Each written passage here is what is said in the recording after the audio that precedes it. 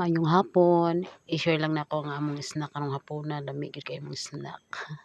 Dako kay nga suman. O ayan, warag bunal.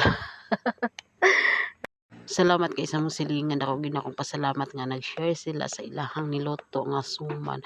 Actually dili ni suman, one of my favorite. Moron mao ni mga nilutoan sa atong mga mahal na mga waray, ug salamat nga nakasilingan mig waray. So nahatagan gyud mi, na-sharean gyud mi. Salamat kaayo, thankful kay ko kay ako ning favorite, lami gyud kaayo.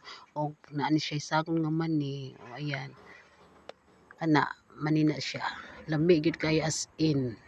Mao ni ilang luto nga ganahan jud ko nga luto nga pang snack nga lami gyud kaayo. Ug di gyud ako ni malimtan sa una pod gamay pa ko. Nakasilingan mi og kanang waray o ingani gihapon kanunay gyapon naghatag namo. Mao na nga ganahan gyud ko ani nga recipe nila. Sa isa ka slice, busog na ta, makabusog na gyud siya. O hati-hating kapatid, slice para mapasigo sa tanang sa buong pamilya.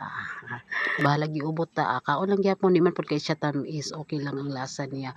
Og sagulan pa gyud nato ni kape, the perfect na gyud kay hapon ang atong snack.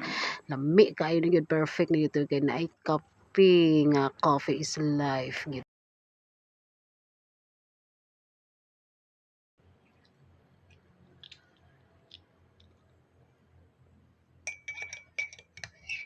Murag tabli no? Mono?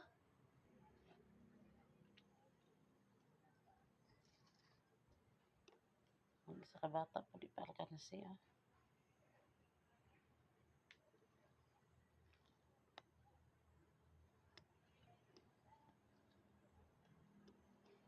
Thank you for watching.